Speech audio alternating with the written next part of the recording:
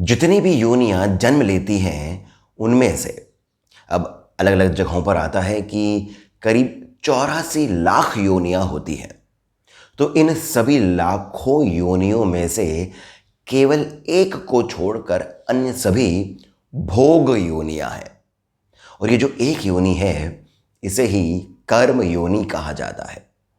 मनुष्य ने इस ही योनि में जन्म लिया है।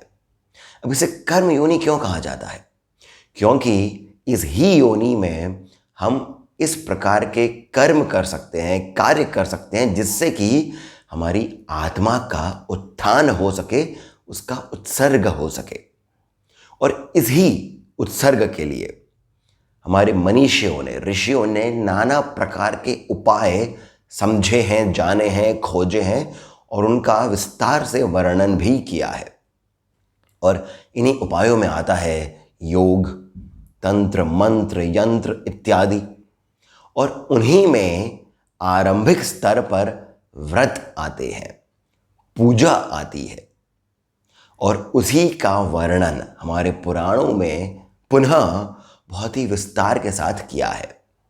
स्कंद पुराण में विशेषकर अलग अलग महीनों के बारे में, मासों के बारे में वर्णन किया है, जिसमें यह बताया है कि किस माह में कौन सा व्रत आप यदि करते हैं, किस प्रकार से, तब आपको क्या क्या फल प्राप्त हो सकते हैं।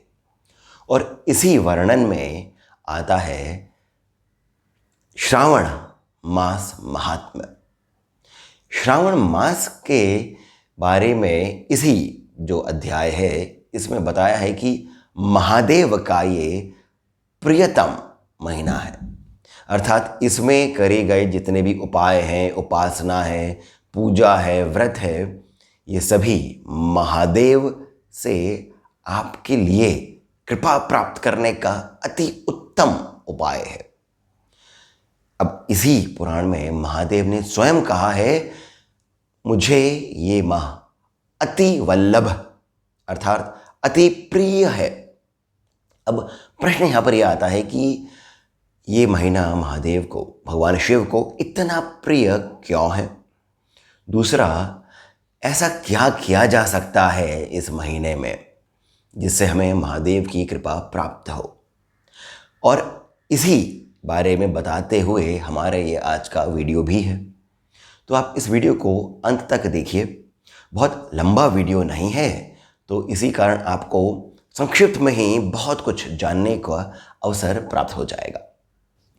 श्रावण मास के महात्म्य के बारे में बताते हुए महादेव स्वयं सनकादि ऋषियों से कहते हैं कि ये मुझे इतना प्रिय इस कारण है क्योंकि जो मेरी पत्नी, जो अग्नि में दाह हो गई थी, दग्ध हो गई थी, जल गई थी, सती जिसका नाम था, और अपने पिता दक्ष के द्वारा किए गए यज्ञ में उन्हीं के अग्निकुंड में वो जलकर भस्म हो गई थी, और जिसने पुनः जन्म लिया था पार्वती के नाम से, उस मेरी पत्नी पार्वती ने इस ही माह में अनेकों व्रत करे थे और तब जाकर कि वो मुझे पुनः प्राप्त हुई थी।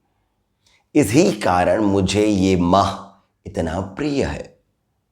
अब बात ये भी आती है कि इसका नाम श्रावण क्यों है।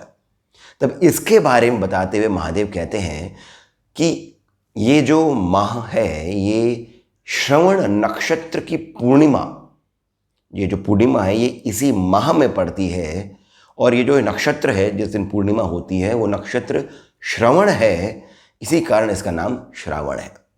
अब ये बात हम सभी को पता भी होनी चाहिए कि भारतीय पद्धति में जो महीने होते हैं उनका नाम नक्षत्र में पड़ रही पूर्णिमा के कारण आता है। अर्थात उस माह की जो पूर्णिमा है वो किस नक्षत्र में पड़ रही है, उसके नक्षत्र के आधार पर महीने का नाम तय होता है। ये जो मास है, ये जो महीना है, इसका नक्षत्र श्रवण हो जाता है, इसी कारण इसका नाम श्रावण है। ये एक कारण है। दूसरा कारण महादेव बताते हैं, इस माह में जितने भी धर्म युक्त बातें हैं वे सभी श्रवण योग्य हैं, इसी कारण इसका नाम श्रावण आता है।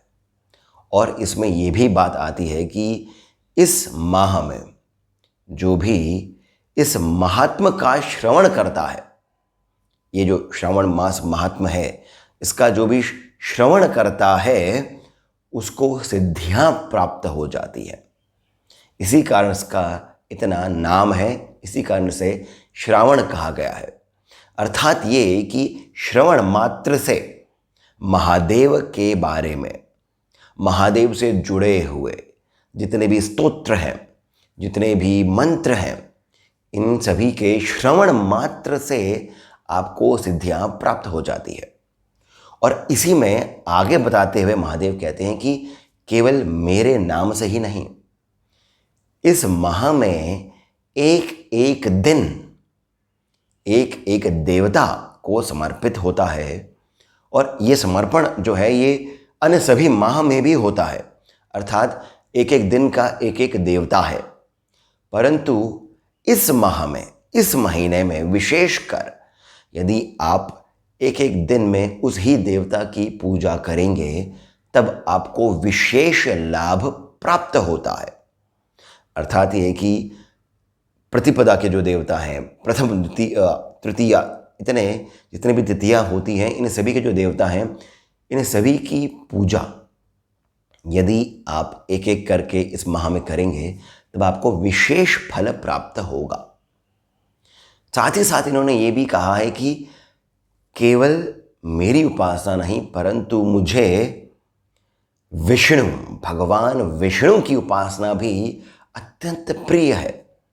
तो जो भी व्यक्ति इस माह में भगवान विष्णु की उपासना करता है वो भी मेरी कृपा का पात्र होता है। अब इसी बारे में बताते हुए महादेव ने एक एक तिथि के देवता का नाम बताया है। तो आइए जानते हैं कि वो कौन कौन सी तिथियां हैं और उन सभी तिथियों के देवता कौन कौन से हैं, ताकि आप एक एक तिथि पर उन देवता का कम से कम नाम जप कर सकें। महादेव ने बताया कि प्रतिपदा के देवता हैं अग्नि, द्वितीया के हैं ब्रह्मा, तृतीया के हैं गौरी, चतुर्थी के हैं गणपति, पंचमी के नाग, षष्ठी के कार्तिकेय, सप्तमी के सूर्य, अष्टमी के स्वयं शिव, नवमी की दुर्गा, दशमी यम, एकादशी विश्वेदेव। विश्वेदेव का अर्थ हो गया है सभी देवता एक साथ।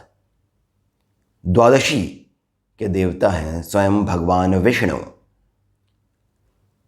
त्रयोदशी के देवता हैं कामदेव।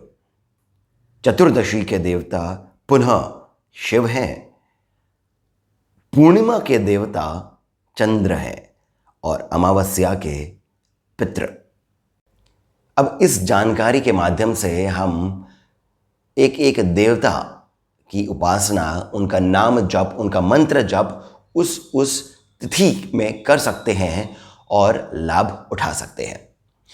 ये जो मास है ये बहुत ही सुंदर भी है। सुंदर का अर्थ है कि बहुत सारे व्रत इसमें आते हैं, बहुत सारे देवी देवताओं के विशेष पर्व इसी माह में आते हैं।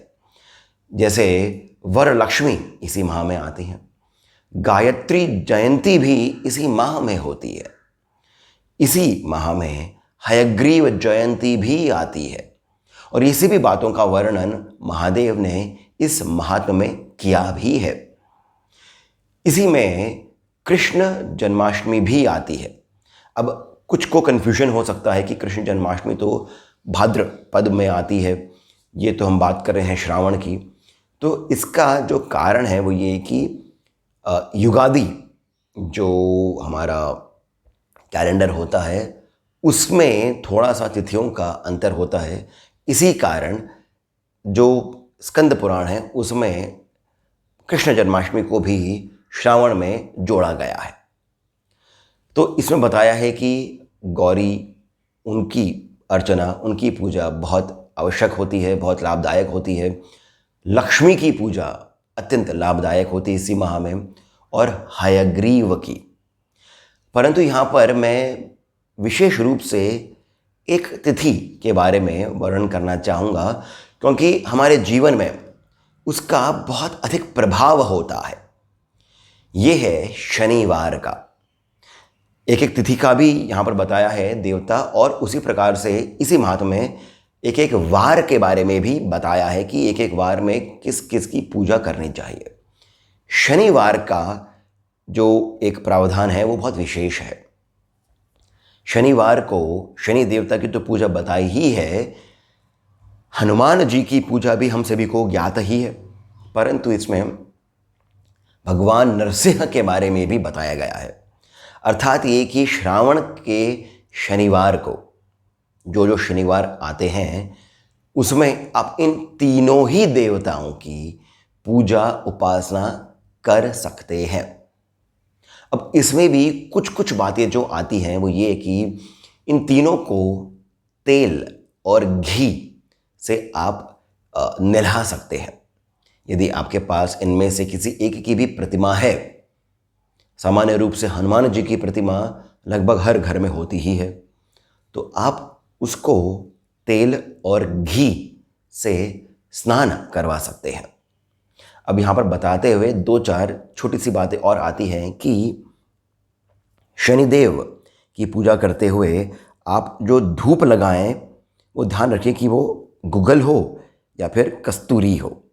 ये दोनों ही सुगंध शनिदेव को प्रिय है, गुगल और कस्तूरी। साथ ही साथ शनिदेव का जो भोग होता है वो खिचड़ी है। शनिदेव को खिचड़ी अत्यंत प्रिय है। इसी प्रकार से हनुमान जी के बारे में बताया है कि हनुमान जी की पूजा आप एक तो उन्हें तिल के तेल से आप उनका स्नान करवा सकते हैं, या फिर आप तेल में सिंदूर से उनका लेप कर सकते हैं। साथ ही साथ आप उनके जो 12 नाम हैं, 12 नाम जो उनके हैं, उसका भी आप जप कर सकते हैं। इसी प्रकार से नरसिंह भगवान के बारे में भी उनके नाम जप के बारे में बताया। अब यहाँ पर जो विशेष बात आती है, जो महादेव ने कही है कि इस माह में और क्या क्या करा जा सकता है, तो उसमें वे ये कहते हैं कि यदि हो सके तो प्रतिदिन रुद्राभिषेक आप अवश्य करें। प्रतिदिन रुद्राभिषेक। इसी माह में आपकी कोई भी जो भी आपकी प्रिय वस्तु हो उसका त्याग करके देखें, उसका त्याग करें, आपको जो प्रिय हो। साथ ही साथ महादेव का जो षडाक्षर मंत्र है, अर्थात ओम नमः शिवाय, तो ओम नमः शिवाय ये जो षडाक्षर मंत्र है इसका आप प्रतिदिन जप करें, या फिर प्रतिदिन गायत्री मंत्र का भी आप जप कर सकते हैं। उसके बाद आता है कि इसी माह में प्रतिदिन यदि आप पुरुष सूक्त पढ़ते हैं तो वो तो अत्यंत लाभदायक होगा। पुरुष सूक्त प्रतिदिन। एक बहुत विशेष सी बात इसमें बताई है महादेव ने नक्त भोजन के बारे में। नक्त भोजन का अर्थ है वो भोजन जो आप दिन भर कुछ भी ग्रहण नहीं करने के पश्चात रात्रि काल में ग्रहण करते हैं। अब यहाँ पर अलग अलग लोगों के लिए कुछ अलग प्रावधान आता है, परंतु गृहस्थों के लिए महादेव ने कहा है कि आप इस माह में केवल रात्रि को ही भोजन ग्रहण करें। इसी को नक्त भोजन कहा है। सूर्यास्त के बाद संध्या जो समय होता है उस समय तो कुछ भी ग्रहण नहीं करना चाहिए। आहार या फिर स्वाध्याय भी, पढ़ना भी इस समय संध्या जो सायकाल की होती है तब नहीं करना चाहिए, परंतु उसके पश्चात आप जो भोजन ग्रहण करते हैं उसे ही नक्त कहा जाता है। आप देखेंगे इसमें ये भी बताया है कि अलग अलग माह में कौन कौन सी चीज़ें ग्रहण करने लायक नहीं है। जैसे श्रावण में शाक नहीं ग्रहण करना चाहिए। उसके बाद में जो भाद्रपद आता है उसमें दही नहीं ग्रहण करना चाहिए, और जो अश्विन आता है उसमें दूध नहीं ग्रहण करना चाहिए, कार्तिक मास में दाल ग्रहण नहीं करनी चाहिए। अब इसका अर्थ क्या है? देखिए, हमारे जितने भी पुराण हैं ये सभी वेदों का ही वर्णन कर रहे हैं, थोड़ा सा उसे सरलीकरण करके कथाओं के माध्यम से। ये साइकोलॉजिकल प्लेन पर कार्य करते हैं। ये एक एक वस्तु, इसके अंदर हम एक एक बात जो है इसे हम अक्षरशः सत्य नहीं माने, इसका हम पीछे का भाव देखें, इसके पीछे का जो रहस्य है उसे समझें। आप देखेंगे कितना साइंटिफिक है ये।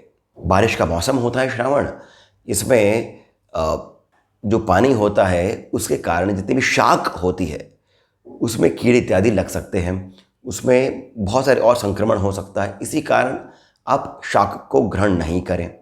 इसी प्रकार से अन्य जो माह होते हैं उसका भी बहुत ही वैज्ञानिक कारण यहाँ पर आता है, परंतु ये सभी को बताने के लिए बहुत क्लिष्ट हो जाता है, इसीलिए इसमें कथाओं के माध्यम से इस प्रकार से बताया गया है।